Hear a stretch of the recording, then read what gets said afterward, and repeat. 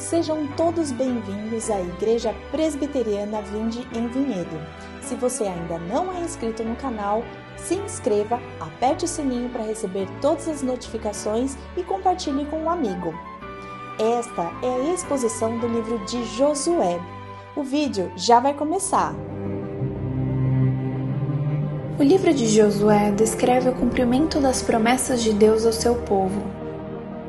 Ele narra a história daquela geração do povo de Deus que cruzou o Rio Jordão e entrou na Terra Prometida, ensinando as futuras gerações sobre como servir ao Senhor, seja nas batalhas, na fartura ou na vida religiosa.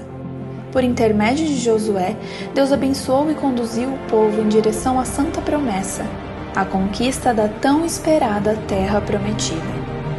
É um livro que fala sobre coragem, disposição, trabalho e, especialmente, fidelidade ao Deus da Aliança. Exposição do livro de Josué, vivendo em fidelidade às promessas de Deus.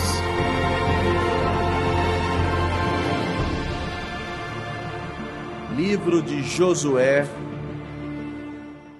no 9º capítulo, do versículo de número 16 ao versículo de número 27.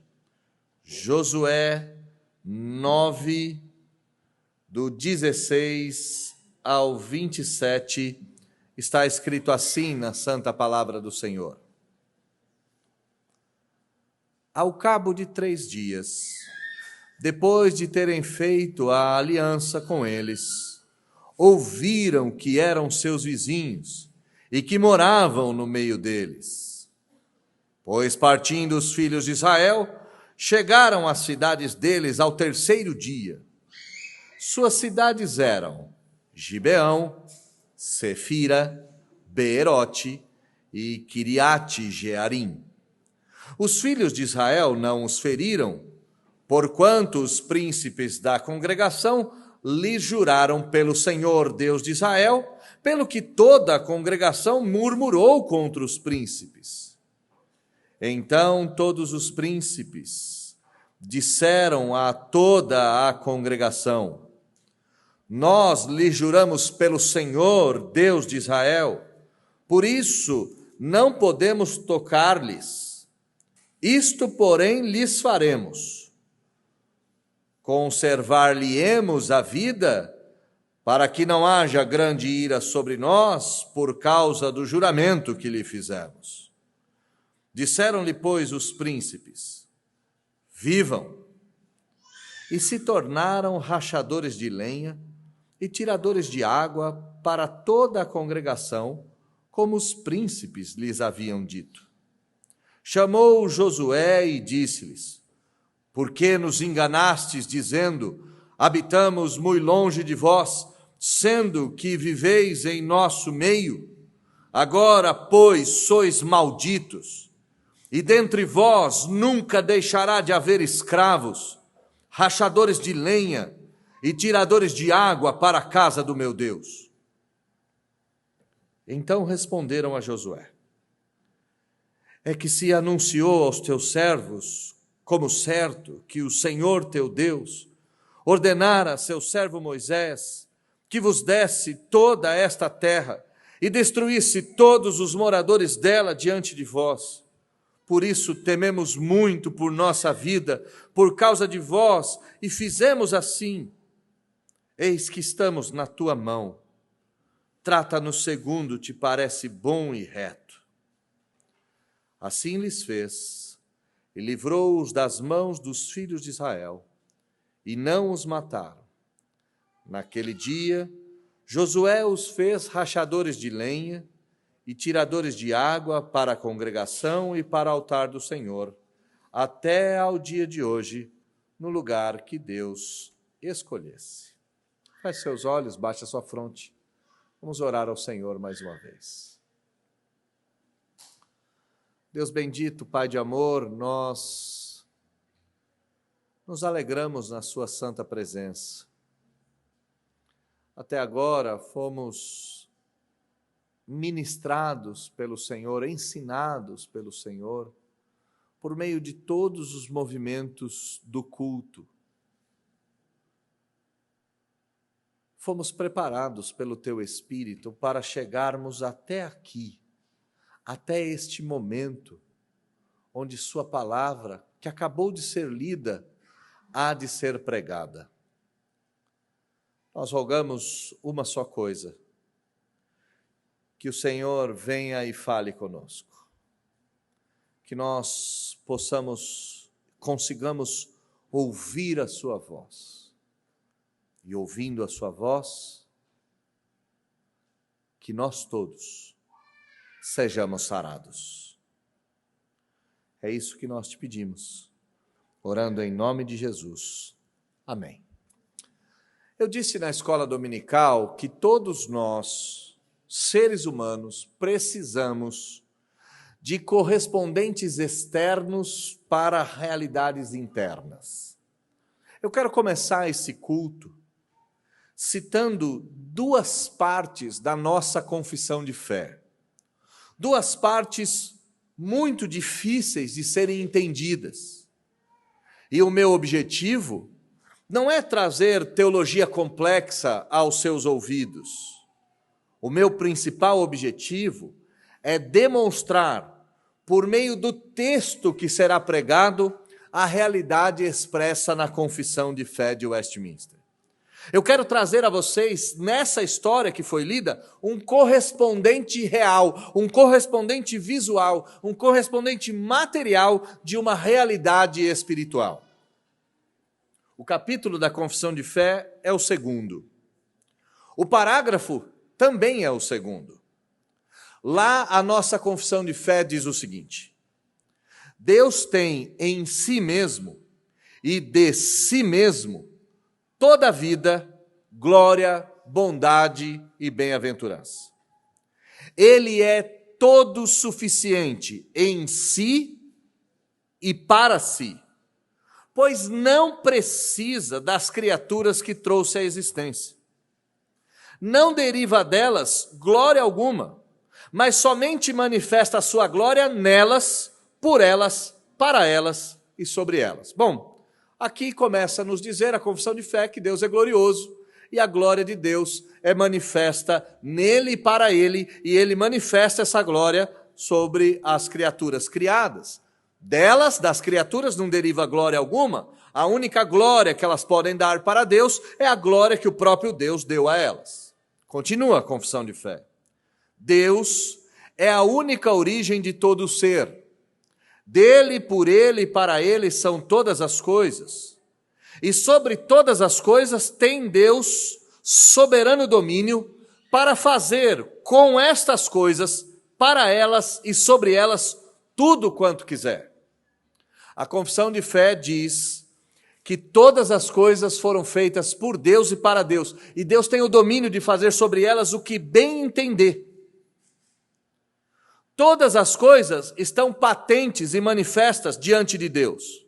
Tudo está diante dos olhos dele como de forma patente. O saber de Deus é infinito, é infalível, é independente da criatura, de sorte que para Deus nada é contingente ou incerto. Todas as coisas estão diante de Deus, todas, presente, passado e futuro, tudo está patente diante de Deus. O saber dele é infinito, a vontade dele é infalível e independe da criatura, de tal forma que para Deus nada é incerto, nada é contingente, nada acontece por derivação. Tudo acontece pela sua santa vontade. No capítulo 3 da Confissão de Fé de Westminster, mas agora no primeiro parágrafo, nos amplia essa ideia. Nos diz a Confissão de Fé: desde toda a eternidade, Deus, pelo muito sábio e santo conselho da sua própria vontade, ordenou de forma livre e inalteravelmente tudo quanto acontece. Olha o que a confissão está nos dizendo. Que desde a eternidade, Deus, pelo seu santo conselho, pela sua própria vontade, e única e exclusivamente pela sua própria vontade, ordenou de forma livre e de forma inalterável tudo o que acontece. Em outras palavras, tudo o que acontece é da vontade de Deus. Talvez venha na sua cabeça, mas pastor, e o pecado? A confissão de fé responde isso antes que a nossa pergunta saia dos nossos lábios. Porém, de modo nenhum, Deus é autor do pecado. Muito menos é violentada a vontade da Escritura, nem é tirada a liberdade. Uau! O que nós estamos vendo aqui? Tudo o que acontece foi determinado por Deus. Tudo. Mas isso é feito de tal maneira que Deus não é o autor do pecado e o homem é responsável por tudo aquilo que ele faz. O homem não perde a liberdade, nem mesmo a contingência de causas secundárias. E aqui eu quero tentar explicar essa ideia de contingência de causas secundárias. A vontade de Deus é que eu esteja falando essas coisas. Mas, de repente, ao falar essas coisas, um desdobramento de causas secundárias começa a acontecer dentro da igreja. E você começa a pensar em inúmeras coisas. A confissão de fé diz que Deus tem o domínio até mesmo dessas causas secundárias. Ele tem domínio da causa central e de todas as derivações dessa causa. Nós vamos ver isso na prática. Nós vamos ver como que isso funciona. Nós veremos exatamente como Deus ordena tudo o que vai acontecer, não é o autor do pecado, não violenta a liberdade humana, mas continua fazendo com que tudo ocorra exatamente como ele predeterminou, ou segundo o termo que não é mais caro, que nos é mais caro, como ele predestinou. Para que nós tenhamos um tema para toda essa nossa ideia, o tema é a graça misteriosa e a misericórdia de Deus. A graça misteriosa e a misericórdia de Deus. O texto que antecede diretamente esse texto que acabamos de ler, vem com este lamento por parte do autor. Olha comigo o versículo de número 14. E o versículo de número 15 do capítulo de número 9. O autor do livro nos diz: então os israelitas tomaram da provisão e não pediram conselho ao Senhor. E por não terem pedido conselho ao Senhor, Josué concedeu paz aos gibeonitas e fez com os heveus, os gibeonitas, aliança de paz. Fez com eles aliança para conservar-lhes a vida. E essa aliança não foi feita só por Josué. Todos os príncipes da congregação, todos os 12 líderes das 12 tribos de Israel, ou se você preferir, os 13 líderes das 12 tribos de Israel, porque a tribo de José é dividida entre Efraim e Manassés, todos eles prestaram juramento. O texto, ele é antecedido pela certeza de que Israel falhou e o resultado da falha foi essa aliança com povos aos quais o Deus tinha dito que não deveriam fazer aliança. Então a nossa história começa. E a nossa história começa com uma das grandes verdades que já nos foram ditas pelos nossos avós, pelos nossos pais, e foram ditas por professores, por mestres, por tutores, dos mais variados. Que verdade é esta? Que a mentira tem perna curta. Olha o versículo de número 16. Ao cabo de 3 dias, apenas 3 dias após a mentira ter sido contada, somente 3 dias depois, o povo de Israel ficou sabendo que os gibeonitas eram seus vizinhos e que moravam no meio deles. Os gibeonitas vieram com aquela história: viemos de tão longe, nossos pães já ficaram duros, nossos vinhos já estragaram, nossas roupas já estão surradas. Criaram um estratagema do mais elaborado. 3 dias depois, a verdade foi descoberta. E aqui, irmãos, aprendam com a sabedoria do senso comum. A mentira tem perna curta. Não adianta. Vai contar a mentira aqui, daqui a pouco ela será descoberta. E o mentiroso tem um grande problema, porque o mentiroso esquece das mentiras que contou.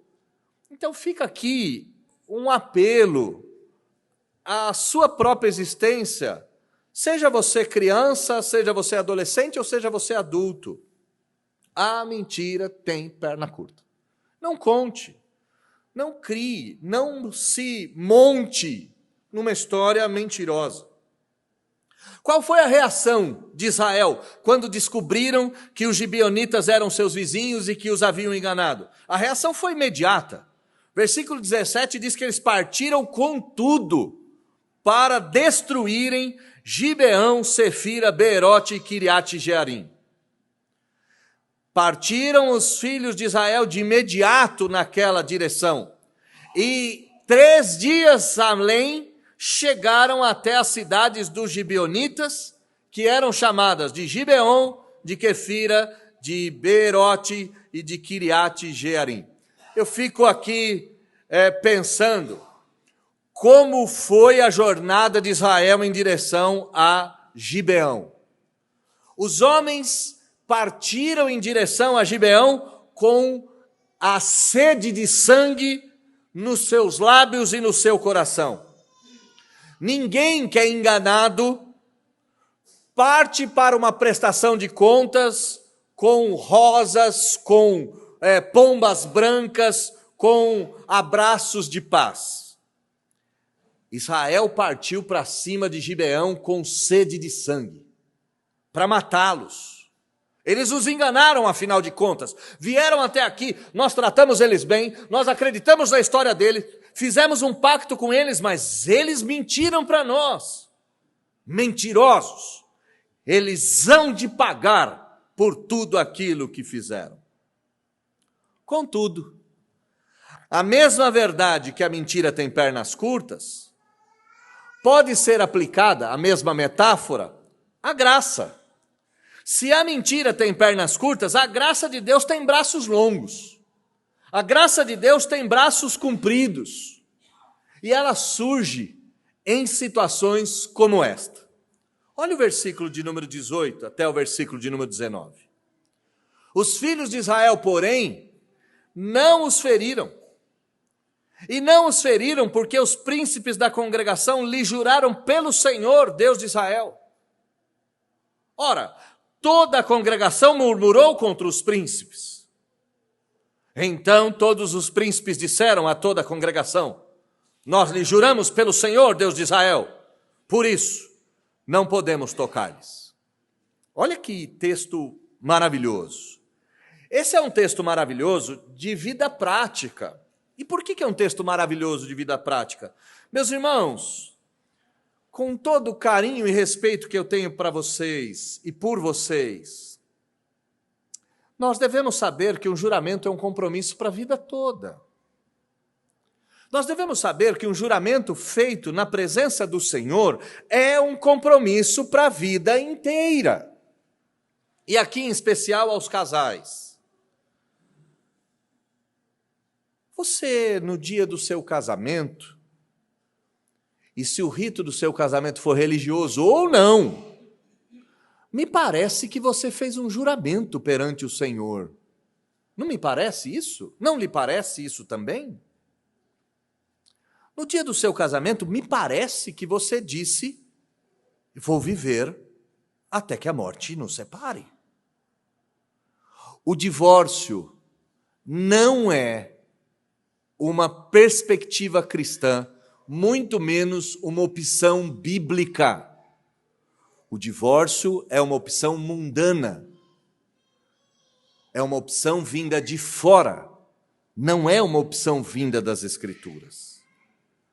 Note que o texto não está falando de casamento, é bem verdade isso, mas ele está falando de juramento. Os líderes de Israel disseram: nós não podemos quebrar o juramento que nós fizemos pelo Senhor. Mas a congregação disse: mas eles mentiram, eles enganaram, eles falsearam, eles erraram. Os príncipes disseram: nós não podemos quebrar o juramento. Para manter o juramento tem que suportar a pressão. E a pressão para quebrar o juramento era enorme. Aqui no caso, no mínimo 1 milhão de pessoas, no máximo 3 milhões de pessoas, com sede de sangue, querendo saquear todas as cidades dos heveus, dos gebionitas. Lembra que Jericó foi destruída. E o saque, o despojo não pôde ficar com Israel. Já em Ai foi destruído e todo o despojo de Ai foi saqueado pelos israelitas. Aqui nós temos 4 cidades fortificadas, 4 cidades esperando o saque, a pilhagem. O povo de Israel recebeu de Deus aquelas terras. A pressão aqui é enorme. A pressão aqui é de um povo com sede de sangue, de um povo que sabe que os tesouros que estão lá lhes pertencem, de um povo que sabe que aquelas terras são deles. Mas o juramento foi feito perante o Senhor, e se o juramento foi feito perante o Senhor, custe o que custar, pelo tempo que for necessário, nós devemos manter esse juramento. Ai, pastor, mas não tem nenhum caso de divórcio bíblico? Sim, adultério ou abandono do lar.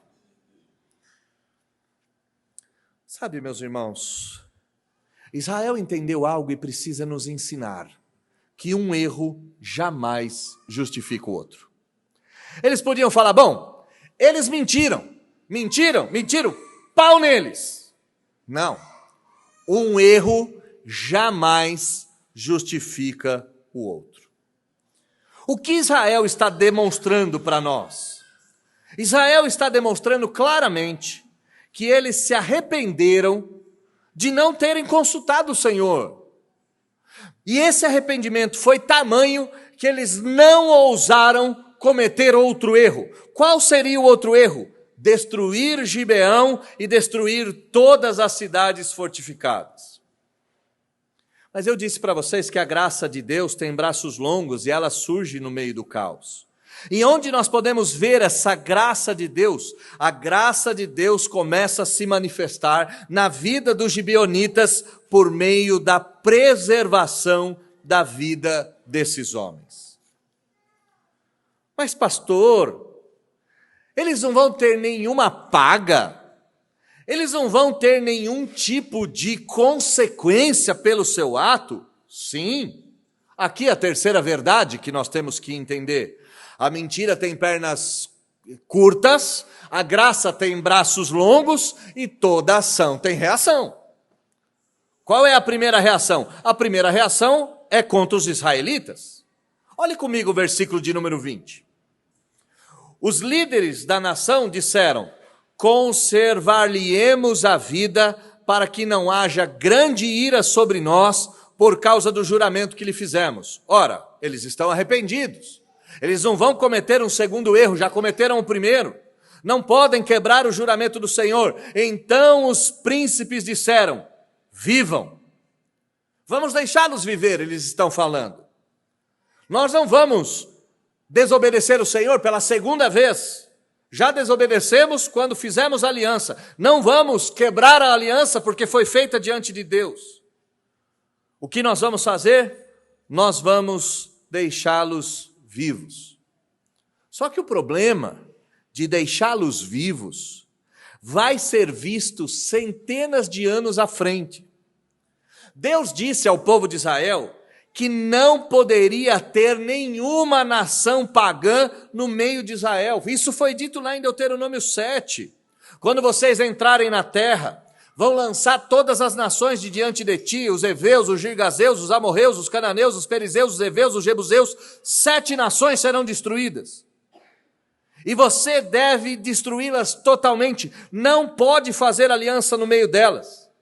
Qual foi a consequência para Israel? Deixar no meio do seu território, no centro da nação de Israel, um feudo, um bolsão pagão. O paganismo nunca foi extirpado de Israel, porque Israel falhou em cumprir o mandamento do Senhor. O paganismo estava ali. Você vai ver isso lá na frente, por exemplo, com a manutenção dos filisteus. Os filisteus é um outro povo que Israel não vai extirpar. Qual é a consequência para Israel? A consequência para Israel é ter que conviver com o paganismo durante todo o tempo. E o que o paganismo faria com Israel? Os deuses das nações se misturariam com o Deus de Israel. Os casamentos aconteceriam de forma mista, as famílias se misturariam e Deus derramaria a praga sobre todos eles. A falha de consultarmos o Senhor, meus irmãos, vai nos trazer consequências. O pecado é perdoado, essa é a verdade, mas as consequências do deslize vão ser vividas para todos sempre. Volto no assunto do divórcio. Me lembro que alguns anos atrás, uma moça veio conversar comigo, há quase 10 anos atrás, dizendo: pastor, eu vou divorciar. Eu falei: ótimo, eu não suporto mais esse homem. Ótimo, pois bem, o que o senhor me indica? É como se o pastor pudesse resolver os problemas, né? Eu falei: eu te indico que você pense um pouco mais. Por exemplo, você tem uma filha pequena, né? Sim, ela vai chamar a mulher do seu marido, que é jovem, de mãe. Você está pronta para isso? Ela falou: não. Eu falei: e seu marido nunca mais vai deixar de bater na sua porta todos os domingos vindo buscar sua filha? Você vai conviver com o ex-marido pro resto da vida? Eu falei: e pior, vocês vão brigar por férias, vão brigar por finais de semana, seu filho estará dividido, com você ele diz que não gosta dele, com ele diz que não gosta de você. E isso vai ser para sempre. Está pronta para isso, meu bem? Divorcia. Ela não divorciou. Deu certo o choque de realidade. Deus perdoa o pecado, mas as consequências serão mantidas para sempre. Israel teve uma consequência. E os gibeonitas? E quem causou o erro? Olha comigo o texto de número 21, o texto do versículo de número 21. Diz o texto: e se tornaram rachadores de lenha e tiradores de água para toda a congregação, como os príncipes lhes haviam dito. Serão lenhadores, serão carregadores de água, serão perfuradores de poço, e farão isso para toda a comunidade de Israel, para todo sempre. As consequências dos gibeonitas foram aterrorizantes. Eles não foram mortos, é bem verdade, mas eles foram transformados do dia para a noite em escravos. Do dia para a noite, todos os descendentes dos heveus estariam condenados. Foram 30 dias, talvez, para armar a trama, 3 dias para descobrir o erro e uma vida inteira para conviver com as consequências. Os gibeonitas não tiveram seu sangue derramado por meio da espada, mas teriam o seu sangue derramado por meio do serviço para sempre. Seriam lenhadores, carregadores de água, poceiros, e fariam isso para sempre. Fariam isso por toda a eternidade. Eu disse a vocês aqui no texto que a graça de Deus tem braços longos e ela opera de forma misteriosa em meio ao caos. E nós podemos ver essa operação da graça de Deus de braços longos superando a maldição e a morte. Olha comigo o versículo de número 22. Chamou Josué e disse-lhes: Por que nos enganastes, dizendo, habitamos muito longe de vós, sendo que viveis em nosso meio? Agora, pois, sois malditos, e dentre vós nunca deixará de haver escravos, rachadores de lenha e tiradores de água. Mas há um rabichinho aí no versículo de número 23. Qual é esse rabichinho do texto? Eles farão tudo isso para a casa do meu Deus. A graça de Deus tem braços longos. Ela opera em meio ao caos. Ela não impede as reações, não impede as consequências, mas ela supera até as consequências. Ela supera a maldição e supera a morte. Josué foi ter com esses homens e disse, vocês estão a partir de agora amaldiçoados. Foi o que Josué disse. O engano de vocês trouxe sobre vocês a maldição. De agora em diante vocês serão servos, vocês e todas as vossas gerações. Vocês vão cortar lenha, vocês vão carregar água. Mas vocês vão fazer tudo isso dentro da casa do meu Deus. Preste atenção no que o texto está dizendo. Preste atenção na graça de Deus operando. Preste atenção nesses braços longos da graça. Eles deveriam ser mortos pela mentira. Eles deveriam ser devastados. Mas a graça de Deus vai fazer com que o povo de Israel tenha consciência de que um erro não justifica o outro. A graça de Deus vai operar, fazendo com que, mesmo em meio ao caos, as coisas comecem a tomar o seu rumo. E a graça de Deus vai ser tão eficaz, que ela vai superar a maldição e a morte. Ela vai superar a maldição dos gibeonitas e a morte sobre os gibeonitas, fazendo com que os gibeonitas servissem na casa de Deus.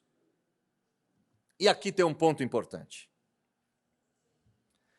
É muito melhor ser escravo na casa do Senhor do que ser livre num prostíbulo. É muito melhor ser escravo na casa do Senhor do que ser livre na idolatria. É muito melhor ser rachador de lenha e tirador de água para Deus do que ser dono de impérios para o diabo. A graça de Deus vai reverter a maldição, vai reverter a morte e vai fazer dos gibeonitas servos, assistentes dos levitas. É incrível o que acontece aqui. Os gibeonitas, a partir de agora, estarão tão próximos do altar de Deus, tão próximos da casa de Deus, tão próximo da palavra do Senhor, que no decorrer da história, os gibeonitas se tornarão parte do povo de Deus. Os gibeonitas, por exemplo, faziam parte do exército de Davi. Os gibeonitas, por exemplo, farão parte no futuro do povo que volta da Babilônia. Os gibeonitas, por exemplo, farão parte do povo que segue o Senhor Jesus no Novo Testamento. A graça de Deus tem longos braços. E ela tem braços tão longos, que ela supera a maldição e a morte. Ela não evita as consequências do erro. Ela não passa pano nos erros, na mentira. Ela não faz nada disso, mas ela suplanta essas coisas, dando novas perspectivas. A graça de Deus não só opera em meio ao caos, não só supera a maldição e a morte, mas ela age de forma misteriosa. Versículo de número 24 até o versículo de número 25. Então responderam a Josué: é que se anunciou aos teus servos, como certo que o Senhor teu Deus ordenara a seu servo Moisés que vos desse toda essa terra e destruísse todos os moradores dela diante de vós. Por isso tememos muito por nossa vida, por causa de vós, e fizemos assim. Eis que estamos na tua mão. Trata-nos segundo te parece bom e reto. Eles responderam a Josué: nós agimos desse modo porque a gente ouviu falar que o seu Deus tinha dado essa terra a Moisés. A gente ouviu falar da palavra do Senhor. A gente ouviu falar que essa terra era do Senhor e que o Senhor destruiria todos os habitantes dessa terra, nenhum escaparia. E quando nós ouvimos isso, quando nós escutamos isso, nosso coração temeu muito, muito. E agora, nesse exato momento, nossa vida está em tua mão, Josué. Faça conosco o que bem quiser. A primeira fala dos gibeonitas, ela parece ser parecida com essa. Volta lá no versículo de número 8 comigo, para nós olharmos mais uma vez a primeira fala e compararmos com a segunda. Versículo 8. Então disseram a Josué: somos teus servos. Então Josué lhes perguntou: da onde vocês vieram? Quem são vocês? Eles responderam: nós viemos de muito longe. Por causa do nome do Senhor teu Deus, ouvimos a fama de Deus, tudo quanto ele fez, tudo quanto ele executou, tudo quanto ele realizou.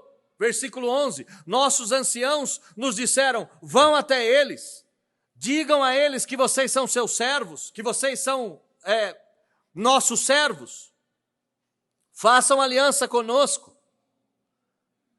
No versículo de número 12 e 13, a mentira é contada com os seus detalhes, com a sua vileza, com a sua crueldade. Qual é a diferença da primeira fala dos gibeonitas para a segunda? Uma só é a diferença das duas. A primeira era insincera. A segunda é totalmente sincera. Totalmente sincera. A segunda, alguma coisa já tinha acontecido. Agora, quando eles olham para Josué e dizem: faça conosco o que você quiser, é verdadeiro isso. Quando eles se chamam de servos, aqui no versículo de número 24, é verdadeiro. E aqui no versículo 24, quando eles dizem: nós ouvimos falar de Deus e tememos, é verdadeiro. A diferença das duas falas é a sinceridade. E aqui, meus irmãos, talvez nesse texto em específico, tudo aquilo que eu disse para vocês na introdução fique claro. Todas as coisas estão patentes diante de Deus. O seu saber é infinito, infalível e independe da criatura, de sorte que para Deus não existe nada incerto. Deus não é autor da mentira dos gibeonitas, ele não pode ser acusado dessa mentira. Contudo, a graça de Deus age de forma misteriosa. Contudo, desde a eternidade, pelo seu muito sábio conselho da própria vontade, Deus ordenou de forma livre e inalterável tudo quanto acontece, de modo que ele não é autor do pecado e de modo de que ele não violenta a vontade dos gibeonitas, não tira a sua liberdade. Contudo, todas as coisas caminham para a vontade de Deus. A vontade de Deus é que os gibeonitas lutassem ombro a ombro com Davi, 1000 anos à frente desse texto. A vontade de Deus era que os gibeonitas fossem salvos e transformados. A vontade de Deus é que a misericórdia alcançasse os gibeonitas. E como foi que Deus orquestrou todas essas coisas? Mantendo o seu projeto intacto, não manchando suas mãos com o pecado, nem violando a liberdade dos gibeonitas, mas mantendo todas as coisas debaixo do seu santo e bendito propósito. O Senhor Deus, que tem braços longos de graça e de misericórdia, manifesta a sua misericórdia, mesmo a despeito dos pecados cruéis e cabais dos homens. Versículo de número 26, a misericórdia do Senhor é escrachada diante dos nossos olhos. Assim lhes fez e livrou os gibeonitas das mãos dos filhos de Israel. Deus livrou os gibeonitas da morte. Deus não permitiu que eles fossem mortos. Olha o versículo de número 26. E não os mataram. Naquele dia, Josué sim os fez rachadores de lenha e tiradores de água para a congregação e os fez servos para o altar do Senhor até o dia de hoje no lugar que Deus escolhesse. A graça de Deus, que tem braços longos, que age em meio ao caos. A graça de Deus, que não só age em meio ao caos, mas que é extraordinária, é fabulosa, é espetacular, é cheia de misericórdia. Volto a dizer a vocês, os gibeonitas, de pagãos, passaram a levitas. De escravos de Baal, passaram a servos do Deus vivo. De escravos da carne, passaram a escravos do Deus que é Espírito. E tudo isso ocorreu porque a graça de Deus tem braços longos. Como é que eu termino esse texto? Francis Schaeffer, comentando desse texto, disse que a graça de Deus que se manifestou com os gibeonitas foi a mesma graça que se manifestou na prostituta Raabe. Raabe disse: vosso Deus é Deus em cima dos céus e abaixo da terra. Os gibeonitas disseram: o vosso Deus, o Deus de Moisés, vos deu essa terra. Esses dois povos pagãos, aqui uma habitante de Jericó, lá em Raabe, uma habitante de Jericó, aqui uma população inteira. Estes povos foram enxertados na videira verdadeira, foram trazidos para o reino de Deus de maneira misteriosa, exatamente por essa graça operante e operosa que age em meio ao caos, que elimina da morte e da maldição, que é rica em misericórdia, que ressignifica vidas. Raabe trocou o reino dos inimigos de Deus pelo reino de Deus. Os gibeonitas, mesmo entrando pela porta dos fundos, trocaram o reino dos inimigos de Deus pelo reino de Deus. E de maneira misteriosa aos nossos olhos, de maneira extraordinária, tanto os gibeonitas quanto Raabe estão contados entre o povo da santa semente e os herdeiros de Deus. O que essa história tem a ver conosco? Ora, meus irmãos, o que essa história tem a ver conosco? Essa história não é dos gibeonitas, no fim das contas. Nem mesmo a história de Raabe. Essa história é nossa.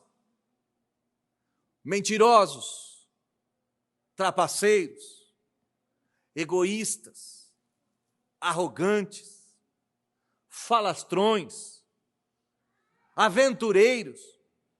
Nós poderíamos colocar todo tipo de adjetivo ruim, e ainda assim não conseguiríamos abarcar esse povo desta pequena congregação que se reúne. Contudo, a graça de Deus tem braços longos. A graça de Deus tem braços compridos. E ela tem braços tão compridos que alguns de nós entraram pela porta dos fundos, mas têm o privilégio de servir o altar. Alguns de nós não passam de rachadores de lenha e de carregadores de água, mas servem a congregação do Senhor. Alguns de nós foram trazidos em meio às trevas da própria existência. Sim, é verdade. Alguns de nós fomos postos nesse lugar meio que a fórceps, meio que a contragosto. Contudo, a graça de Deus tem braços compridos. E ela tem braços tão compridos que somos o que somos. e aqui estamos. Somos descendentes de Raabe. Somos descendentes de Gibeão. Somos descendentes do velho Adão. Inimigos de Deus por natureza, corrompidos e depravados na sua inteireza. Contudo, a graça de Deus nos atraiu. Por causas secundárias ou contingentes, em meio a mentiras ou enganos, em meio a desdobramentos fortuitos e inesperados, a graça de Deus nos trouxe até aqui. E o que nos importa saber é que essa graça de Deus que nos trouxe, jamais, em hipótese alguma, há de nos abandonar. A graça de Deus continua tendo braços compridos. Braços tão compridos que nenhum dos eleitos de Deus escapará da graça, da misericórdia e da bondade do Senhor. Mas eu ainda tenho que dizer uma última coisa. Talvez, e mesmo conhecendo a maioria de vocês, talvez alguns de vocês ainda não foi atraído para a companhia do povo de Deus. Talvez alguns de vocês ainda é povo estranho, ainda está às voltas sem se comprometer. Talvez alguns de vocês ainda flertem com o Evangelho, mas não se casaram com ele.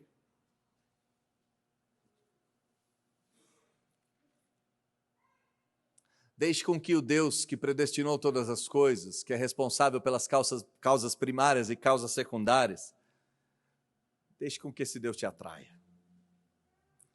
Você só precisa de uma coisa: saber que o Deus verdadeiro existe, que Ele providenciou um caminho da salvação, que o caminho da salvação passa por Jesus Cristo, e os braços compridos da graça de Deus farão todo o resto.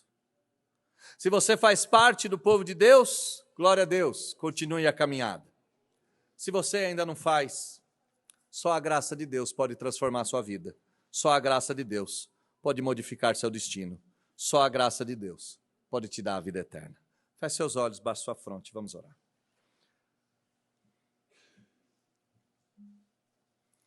Deus bendito, Pai de amor, a Tua graça é misteriosa e é misericordiosa. Ela é tão maravilhosa, tão espetacular, que ela opera em meio ao caos. Ela não precisa ter o melhor cenário. Não. Ela não só opera em meio ao caos, mas ela transforma a morte. Ela muda destinos, superando a maldição e refreando a morte. Ela opera de forma tão misteriosa, que causas secundárias, desdobramentos tamanhos, vão todos cooperando para que a graça de Deus se manifeste. E ela é tão maravilhosa, que a graça de Deus derrama misericórdia sobre pecadores como nós.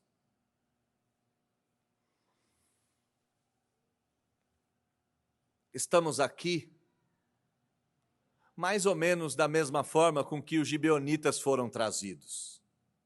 Mas estamos aqui. E aqui é nosso lugar. A mesma graça que nos trouxe há de nos preservar. E se porventura Deus, há alguém no nosso meio que ainda não experimentou dessa graça que perdoa, que restaura, que transforma, que modifica, que salva, que o Senhor Deus se manifeste na vida dessa pessoa nesta manhã. e que ele possa ser contado como um dos israelitas e não mais como um gibeonita. Que a sua graça opere em nós nesta manhã. É o que nós te pedimos em nome de Jesus. Amém.